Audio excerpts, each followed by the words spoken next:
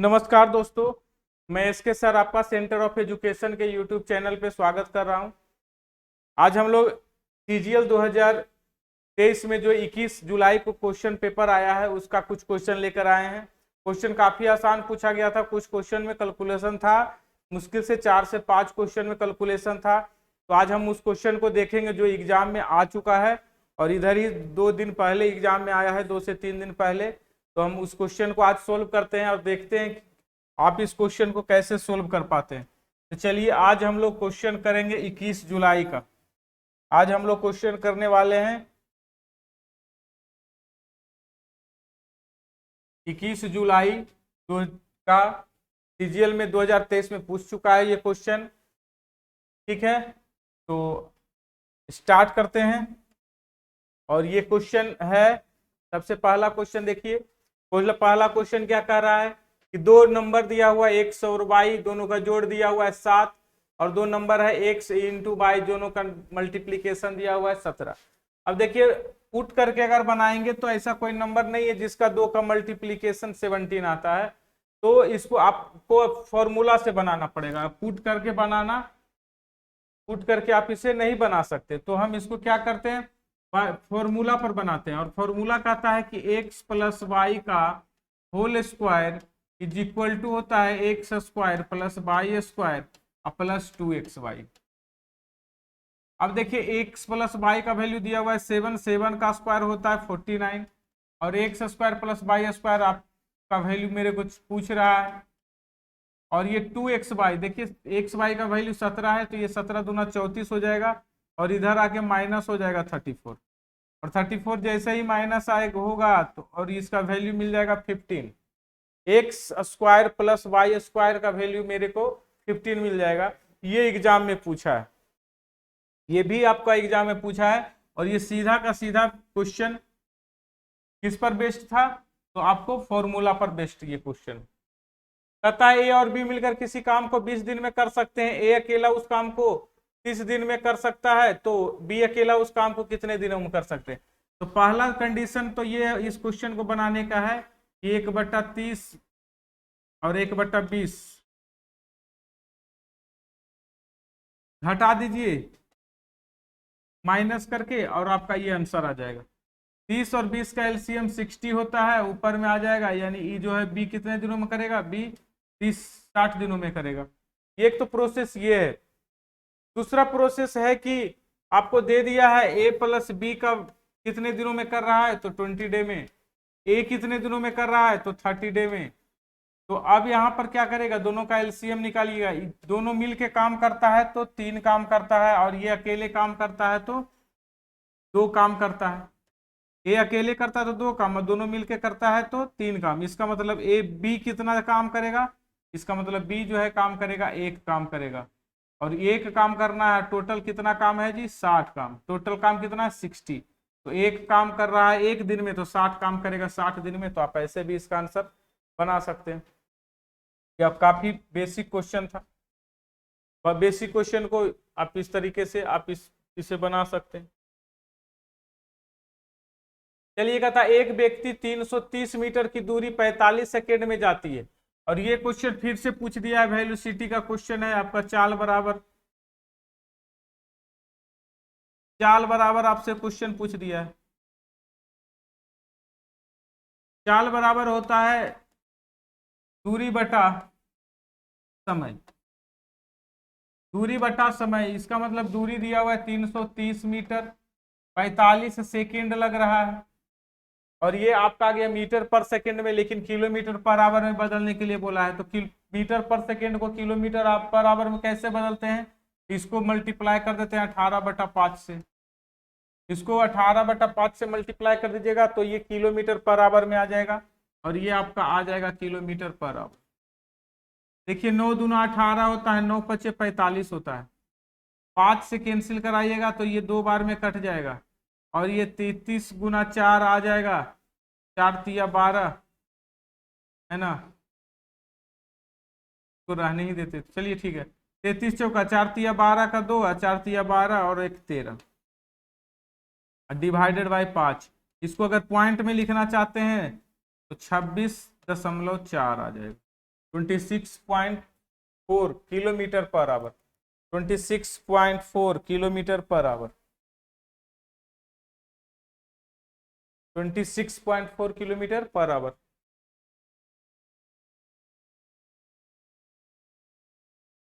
चलिए एक क्वेश्चन और है, कहता है एक व्यक्ति की आय 1200 रुपया है। इस क्वेश्चन को बनाने से पहले सबसे पहले आपको ये जानना चाहिए कि आय बराबर होता है खर्च प्लस बचत, खर्च प्लस बचत। ये 12,000 रुपया टोटल आय है,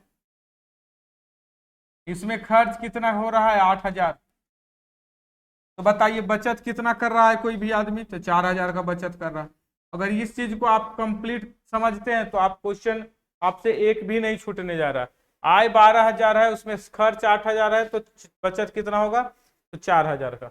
अब इसको देखिए, यदि आय में 10% की वृद्धि हो जाता है, अब इसमें से 12,000 में 10% की वृद्धि हो जाएगा तो कितना का वृद्धि हो जाएगा, 1200 के। और ये 1200 कितना हो जाएगा, 13,200। और क्या कहता, 8% की वृद्धि खर्च में हो जाता है, और खर्च में 8% की वृद्धि करिएगा तो 8,000 गुना 108 अब बटा 100, ऐसे भी लिख सकते हैं। 0 0 कैंसिल हो गया, इस तरह से एक 0 आ जाएगा, और 8 8 64 का 4 हो जाता है, बाकी बच गया 6, और ये 6 आ गया और 8 आ गया, 8,640 रुपया आ गया। अब देखिए 13,200 रुपया में 8,640 घटाइएगा तो जो बचेगा वो बचत होगा। अब इसमें से घटाएंगे, देखिए 0 से 0 घट गया तो 0 आ गया, फिर 10 में से 4 घट गया तो 6 आ गया, और यहाँ से 11 में से 6 घट जाता है, 11 में से 6 घट गया तो 5 बच गया, और यहाँ पर जो बच गया 12 में से 8 घट गया तो बच गया 4, 4,560। देखिए क्या हो गया, इसमें भी वृद्धि हो गया 4,560, इसमें कितना का वृद्धि हो गया है, तो 560 का। तो परसेंटेज वृद्धि कोई पूछेगा तो कितना कर दीजिएगा, इंटू 100, क्योंकि परसेंटेज वृद्धि पूछ रहा है। उसके बचत में कितना प्रतिशत की वृद्धि हो गया, 560, कितना से बढ़ गया, तो 4,000 से। 1 2 3 पूरा कैंसिल हो गया। देखिए 28 गुना 56 होता है, 14 चौका 56, ये पूरा का पूरा 14 कट गया, और ये 14% का वृद्धि मिलेगी, 14% का आपको वृद्धि आ गया, 14% का वृद्धि आपको इस क्वेश्चन में मिला। अगर आपको इस क्वेश्चन को बनाना है तो आप आय, खर्च और बचत, ये तीनों पर ध्यान दीजिए, आपका क्वेश्चन इजी तरीके से बनेगा। और क्वेश्चन अगर अच्छा लग रहा है, क्वेश्चन बनाने का तरीका आपको पसंद है, तो आप इसको शेयर कर दीजिए, सब्सक्राइब कर दीजिए, है ना, और बेल आइकन को दबा दीजिए, जिससे नोटिफिकेशन आपको मिल जाएगा प्रत्येक वीडियो का। चलिए आगे बढ़ते हैं। कहता है एक घनाभ है। घनाभ ऐसा होता है जिसका तीनों साइड अलग अलग होता है, और घन के आयतन का 2 गुना है, और ये एक घन है, और घन के आयतन का ये 2 गुना है। तो ये घन के आयतन का इसका वॉल्यूम 2 गुना है, और इसका जो वॉल्यूम दिया हुआ है वो दिया हुआ है 8 इंटू 8 इंटू 16, 8 इंटू 8 इंटू 16, इसका वॉल्यूम दिया हुआ है, क्योंकि वॉल्यूम होता है लंबाई गुने चौड़ाई गुने ऊंचाई। और कहता है ये दुगना है किसके, इसका आयतन का, और इसका साइड ए होता है तो इसका आयतन होता है ए क्यूब।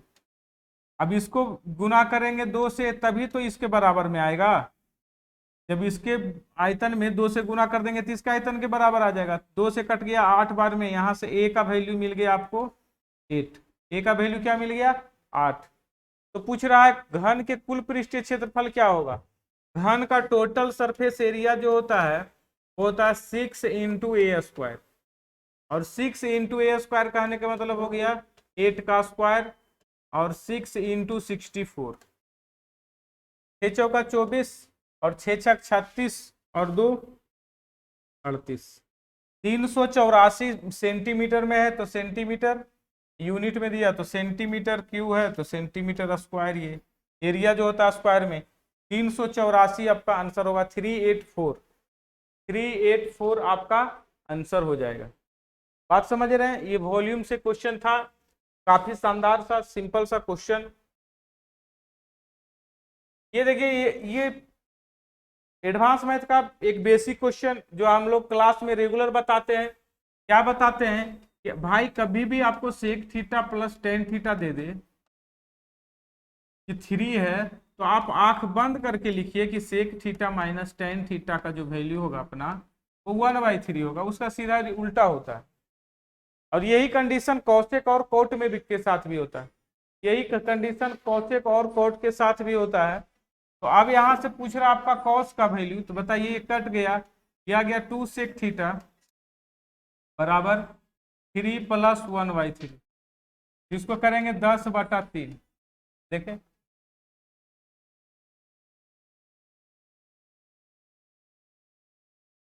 हेलो, हाँ छुट्टी हो गया, चल गई होगी। देखो तो जी, बच्ची आई थी तो चल गई है। देखो इनको बता दो तो, कोई बात ही नहीं, जिसका तबीयत ये बोल रहे थे कि तबीयत खराब। देखो बता दो ना कि नीचे है कि चल गई। ये 2 से देखिए कैंसिल हो जाता है, ये 5 टाइम्स में। तो बताइए सेक थीटा का 5/3 है, तो कॉस थीटा का मान क्या होगा? तो कॉस थीटा का मान सीधा इसका रिवर्स हो जाएगा और 3/5 आ जाएगा। तो सेक थीटा का मान आपका 5/3 है, तो कॉस थीटा का मान 3/5 आएगा और यही आंसर होगा। यही आंसर होगा। तो कॉस थीटा का वैल्यू पूछ रहा था तो मिल गया 3/5 इसका। तो इस टाइप का क्वेश्चन आपको एग्जाम में पूछ रहा है। ये आपको ये भी दिया देता है cosec theta plus cot theta का वैल्यू अगर एक्स लिखा रहे तो cosec theta minus cot theta का जो वैल्यू होगा वो होगा 1/x। तो ये आपको याद रखना, चल गया है। वही होगा। देखिए ये क्वेश्चन है, क्वेश्चन दिख रहा होगा आपको, अगर नहीं दिख रहा है तो देखने की कोशिश कीजिए। ये क्वेश्चन क्या है, कर रहा है क्वेश्चन कि ये 3 ऑप्शन दिया है, 4 ऑप्शन दिया है, चारों ऑप्शन में आपको बताना है कि कौन सा सही ऑप्शन है। 4 ऑप्शन दिया हुआ है, चारों ऑप्शन में ये बताना कि इनमें से कौन सा आपको सही दिया गया है। तो पहला लिखा है कि 1 + tan स्क्वायर थीटा 1 होता है, बिल्कुल गलत। 1 + tan स्क्वायर थीटा जो होता है वो होता है सेक स्क्वायर थीटा। क्या होता है? Sec square theta. 1 + tan square theta होता है सेक स्क्वायर थीटा, वो 1 नहीं होता है। आगे लिखते हैं 1 - cos स्क्वायर थीटा 1 होता है, नहीं, 1 - cos square theta sin square theta, ये होता है, 1 नहीं होता। cosec square theta minus cot square theta 1 होता है, बिल्कुल सही है, 1 होता है। और क्या है, cos square theta minus sin square theta 1 होता है, नहीं, ये भी नहीं होता है। cos square theta plus sin square theta रहता तब 1 होता। तो आपका देखिए एक ही ऑप्शन सही है और यह है सी नंबर ऑप्शन, और सीधा सीधा फॉर्मूला पर क्वेश्चन दे दिया गया था। चलिए आगे बढ़ते हैं। तथा किसी काम को करने में ए बी से 3.5 गुना दक्ष है। 3.5 गुना का मतलब होता है अगर ये एक दक्ष है तो ये 7/2। 3.5 का मतलब होता है ये, और इसको सही रेशियो लिखिएगा तो 7:2 आ गया।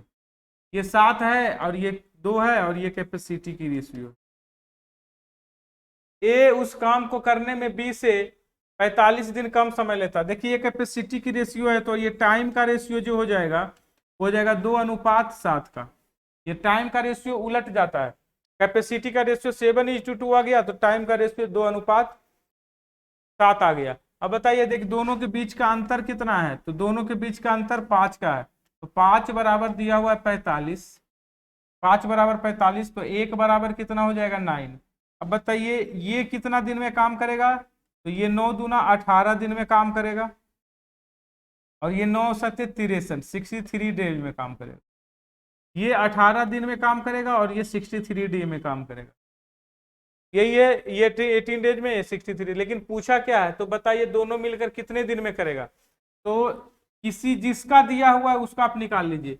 देखिए आपको पूछ रहा है दोनों का, यानी ए प्लस बी का पूछ रहा है, और जब ए प्लस बी का पूछ रहा है तो ए प्लस बी का कैपेसिटी का जोड़ कितना है 9। ये एक प्लस बी की कैपेसिटी का जोड़ 9 नीचे लिखिएगा। जिसके बारे में दिया हुआ है, जैसे ये दिया हुआ है 18, और 18 का कैपेसिटी कितना है 7, तो 18 × 7 ये मल्टीप्लाई में चला जाएगा, 7 × 18, और यही आपका आंसर आ जाएगा।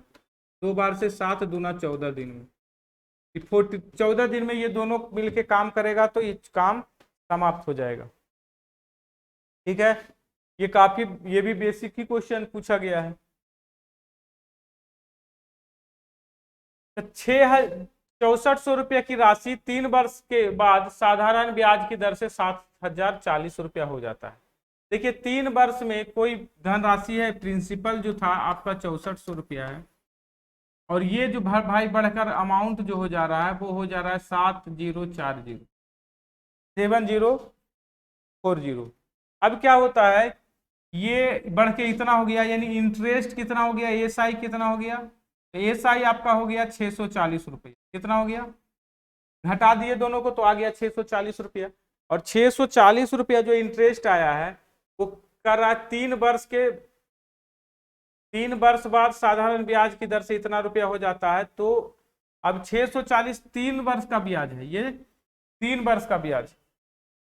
तो अब यहां से रेट हम निकालना चाहेंगे तो रेट बराबर आप लिख सकते हैं 640 गुना 100 डिवाइडेड बाई प्रिंसिपल है 6400 गुना टाइम, देखिए टाइम दे दिया है 3 ईयर्स। जो कट रहा है उसको आप कटा सकते हैं, और ये देखिए 64 से भी कट गया, ये आ गया आपका 10/3%, 10/3%। और इसी रेट से 10/3% के रेट से ही 7200 रुपया 5 वर्ष में कितना हो जाएगा, तो 7200 रुपया जो है, 7200 रुपया 5 वर्ष में अगर निकालना चाहते हैं तो 5 × 10/3%, इतना इंटरेस्ट और आ जाएगा। और ये कैंसिल करा लीजिए, और ये 3 से कैंसिल हो जाएगा 24 टाइम्स का। अब मल्टीप्लाई 24×25 से 1200 रुपया का इंटरेस्ट और बढ़ जाएगा। किस पर बढ़ जाएगा, 7200 पर। और 7200 में 1200 रुपया अगर इंक्रीज कर दीजिएगा तो आपका जो अमाउंट हो जाएगा वो 8400 रुपया हो जाएगा। तो पूछ रहा है 5 वर्ष के बाद कितना हो जाएगा, तो 5 वर्ष के बाद 8400 रुपया हो जाएगा। पूछता कि 5 वर्षों के बाद वो कितना वृद्धि करेगा, तो 1200 का वृद्धि करेगा। लेकिन पूछा है कितना वृद्धि कर ये, और ये कहाँ से लिखते हैं, तो हम एसआई का फॉर्मूला था PRT 500, ये सब जानता है और सभी क्लास में बताया जाता है, सभी बच्चे जानते हैं इसको। क्वेश्चन कह रहा है कि एबीसी मिलकर किसी काम को 12 दिन में कर रहा है। AB और BC पर CA का वैल्यू दिया हुआ है, तो AQ + BQ + CQ - 3ABC का मान। देखिए ये क्वेश्चन अच्छा है, और इसका फॉर्मूला अगर आपको याद है तो आप बनाइए, नहीं फॉर्मूला याद है तो आप मत बना पाइएगा। तो AQ + BQ + CQ - 3ABC का फॉर्मूला है, आप इसे रट लीजिए, याद कर लीजिए। तो इसे, इसका फॉर्मूला हो जाता है A + B + C into A + B + C का whole square -3 × AB + BC + C, यही होता है। अब देखिए आपको सब कुछ दिया हुआ है, लिखा हुआ A + B + C 12, तो आप 12 लिख दीजिए। यहाँ लिखा हुआ 12 का स्क्वायर तो 144 हो जाएगा, -3 × AB + BC + CA का मान है 47, तो 47 यहाँ मल्टीप्लाई कर लेंगे। 47 से मल्टीप्लाई करिएगा तो आ जाएगा 7 × 21, 4 × 12 और 2 × 14, और ये 144 है, हट जाएगा तो 3 आ जाएगा, और 12 को 3 से मल्टीप्लाई कर लेंगे तो क्या मिल जाएगा आपको, 36। और यही आपका आंसर है। AQ + BQ + CQ - 3ABC का वैल्यू आ गया 36, और इस अच्छे क्वेश्चन का आंसर आपका 36 मिल गया। और ये अच्छा क्वेश्चन में से एक बढ़िया क्वेश्चन, ठीक है। उम्मीद करते हैं समझ में आ रहा होगा, और नहीं समझ में आ रहा है तो क्वेश्चन फॉर्मूला लिखिए, फॉर्मूला बेस्ड ये क्वेश्चन है। और भी इसका फॉर्मूला होता है, ये इसका फॉर्मूला और होता है A + B + C, आप लोग मोस्टली यही रटे हैं, A² + B² + C² -AB - BC - CA, ये भी रटे होंगे। और एक फॉर्मूला होता है जो जिसका जरूरत होता है वो आप बनाएंगे। आपसे कहता है इसका वैल्यू बता दीजिए कि सिंप्लीफिकेशन का क्वेश्चन है, जब सिंप्लीफिकेशन का क्वेश्चन है तो 12 में से 16 घटाएंगे तो -4, -4 यहाँ आ जाएगा तो माइनस माइनस +4 हो जाएगा।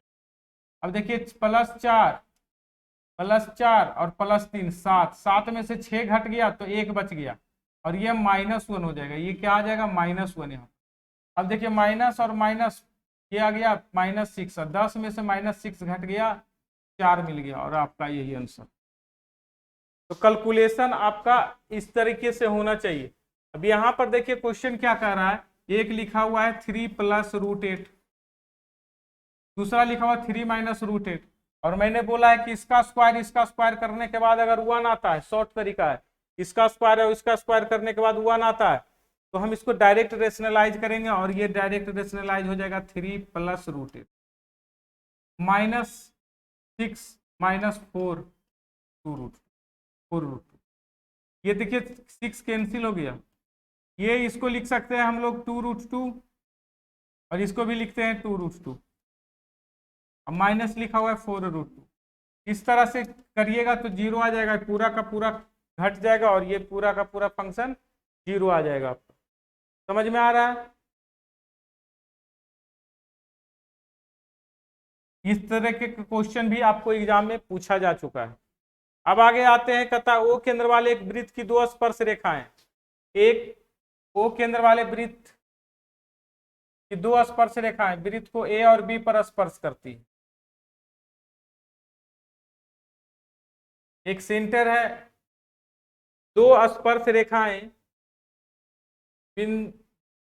बिंदु को ए और बी पर स्पर्श करती है। अब देखिए एक ए पर स्पर्श कर रहा है और एक बी पर स्पर्श कर रहा है।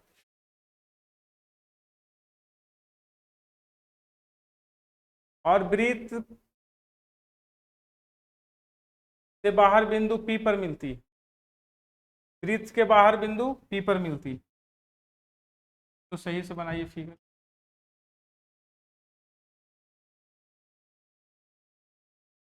कर रहा है 2 स्पर्श रेखा है, यहाँ से मिलती है और जो कहाँ पर, एक ए पर मिलती है और दूसरा बी पर मिलती है यहाँ पर, और दोनों कट करता है कहाँ, पी पॉइंट पर। कहता है वृत्त के बाहर वृत्त की एक जीवा CD स्पर्श रेखा AP और BP के क्रमशः एक और स्पर्श रेखा है, एक वृत्त की जीवा CD जो है, एक और जीवा CD है। देखिए एक वृत्त की जीवा CD स्पर्श रेखा AP और BP को कहां पर कट कर रहा है, AP और BP को आपको कट कर रहा है X और Y पर। देखिए ये ऐसे एक फिगर होना चाहिए जो X और Y पर, इसका फिगर सही नहीं बन पाया है तो पूछ रहा है X पर करती है, तो पूछ क्या रहा है क्वेश्चन में ये बताइए। ये तो पूरा क्वेश्चन ही नहीं है। And touches the circle at a point D, question ही पूरा नहीं। चलिए ट्रायंगल PQR का अंतःवृत्त की त्रिज्या, देखिए PQR के अंतःवृत्त की त्रिज्या त्रिभुज, एक त्रिभुज बनाइए।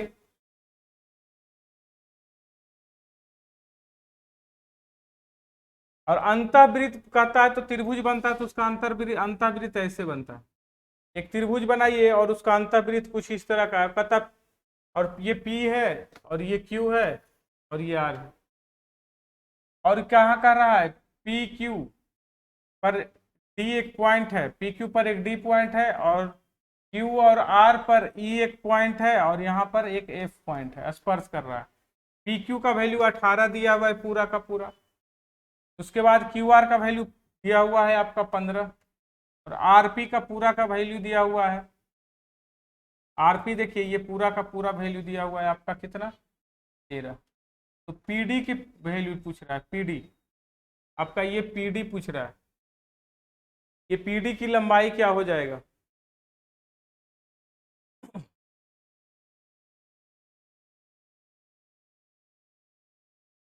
इस क्वेश्चन को बनाना है, जिसका पूछ रहा है आप उसको यूज कर सकते हैं। यहां से अगर ये x है, अगर ये x मानिएगा तो ये भी x हो जाएगा, ठीक है। और जब ये x हो जाएगा तो ये वाला देखिए 18 माइनस एक्स हो जाएगा, 18 माइनस एक्स, ये वाला पॉइंट, और ये वाला भी पॉइंट आ जाएगा 18 माइनस एक्स। इसी तरीका से ये x होगा तो ये जो होगा 13 माइनस एक्स, तो ये भी आपका पॉइंट आ जाएगा 13 माइनस एक्स। और हम देख रहे हैं कि ये और ये जोड़ के 15 है, इसका मतलब 18 minus X plus 13 minus X is equal to 15 लिख सकते हैं। और ये दोनों एक्स इधर आ जाएगा तो 18 और 13 को ऐड करिएगा तो 31 माइनस 15 बराबर 2x। और 31 में से 15 घटेगा तो 16 बचेगा, और x का वैल्यू आपका मिल गया 8। x का वैल्यू आपका मिल गया 8। तो यही आपका आंसर पूछ रहा है कि PD का जो वैल्यू क्या होगा, तो PD का वैल्यू हो जाएगा 8। अब PD का वैल्यू 8 मिल गया। यही एक क्वेश्चन, अच्छा क्वेश्चन था। चलिए, कर रहा है 10%, 5% और P% का क्रमिक छूट 31.6% के एकल छूट के बराबर है। इसका मतलब क्या है कि अगर कोई 100 रुपया है, ध्यान दीजिएगा, 100 है, उसको अगर 10% आप डिस्काउंट करते हैं तो कितना आता है, 90/10 का एक बार डिस्काउंट करेंगे, एक बार 95/100 का करेंगे डिस्काउंट, और एक बार और आप डिस्काउंट करेंगे तो इसका कितना कर लेंगे, 100 माइनस P/100। इसी के इक्वल कह रहा है कि कितना डिस्काउंट है, 31.6%। अब इसको 100 में से घटा लीजिएगा तो 60 है ना, 68.4%, 68.4% आपका बचेगा। तो 100 का 68.4%,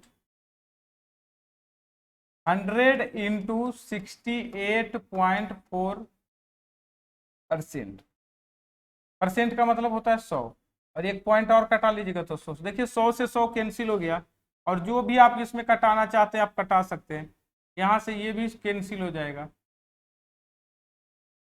बाकी को आप इसको क्या करिए, मल्टीप्लाई करिए और 9 से कोशिश कीजिए कि कट जाए।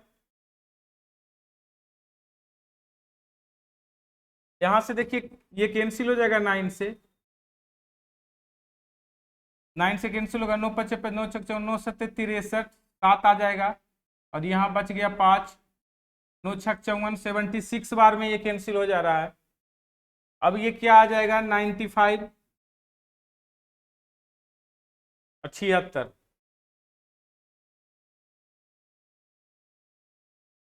देखिए 19 से कट जा रहा है, 19 5 95, 19 चौका 76, 4 बार में। अब जो जो कट रहा है वो कट गया, अब नहीं कट रहा है। अब इसको क्या करेंगे, मल्टीप्लाई करेंगे। यहाँ से 1000 है, 1000 इधर आके मल्टीप्लाई हो जाएगा, यानी 5। तो ये भी कटा ही लीजिए, 5 से कट जाएगा 2 बार में। अब आ जाएगा, मल्टीप्लाई कीजिए और सीधा आंसर आपका है। अब यहाँ से आ जाएगा 100 minus P is equal to, यहाँ से बच गया 2 और 4, 800। यहाँ से क्या बच गया, ठीक है, 1 0 और कटेगा यहाँ से। अब यहाँ से इस तरीके से आपका जो आंसर आ जाएगा 80, और ये इधर आके घट जाएगा। P equal to 20%, P equal to 20%। Calculate करेंगे, P का वैल्यू आपको 20% मिलेगा, यानी P का कितना वैल्यू मिलेगा आपको 20। थोड़ा कैलकुलेशन करना था, गुना करना था, 0 0 कटवाना था, उसको कटवाने में थोड़ा सा टाइम लग सकता है, लेकिन आपका ये बेहतर तरीका है, आप इसे जल्दी से बना सकते हैं। ये आपका 20% आपका डिस्काउंट आ गया। चलिए एक लास्ट क्वेश्चन है, कहता है एक किसी काम का 3/5 भाग कितना दिनों में, 120 दिनों में। देखिए 3 भाग काम करता है तो उसको काम करने में लगता है कितना दिन, 120 दिन। एक भाग काम करने में कितना लगेगा, तो एक भाग काम करने में लगेगा कितना, तो ऐसे बना लीजिए, छोड़िए। चलिए 3/5, 3/5 पार्ट काम करने में उसको लग रहा है 120 दिन। इसको कैंसिल करा लीजिए, 40 बार में आ जाएगा। तो पूरा काम 1, यानी पूरा काम करने में 40 गुना 5 यानी 200 दिन लगेगा। लेकिन पूरा काम नहीं करने के लिए बोल रहा है, वो कह रहा है ए उस काम का 3/4 भाग कितने दिनों में करेगा, इसका 3/4 ही पूछ रहा है आपको। तो 4 से ये कैंसिल हो जाएगा 50 बार में, तो आपको यहाँ से आ जाएगा 50 या 150, 150 दिन इसको लगेगा पूरा काम को करने में। पूरा नहीं, 3/4 काम को करने में इसको कितना दिन लगेगा, तो 150 दिन लगेगा। तो इस टाइप का क्वेश्चन आपको आ रहा है, जो आया है वही करवाए, कुछ विशेष अपने मन से जोड़े नहीं कि हार्ड क्वेश्चन और लेकर आते, और उस तरह का और थोड़ा कैलकुलेटिव क्वेश्चन हम और लेकर आएंगे। ठीक है, तो वीडियो को इसी तरह से देखते रहिए, लाइक करते रहिए और शेयर करते रहिए। बहुत बहुत धन्यवाद।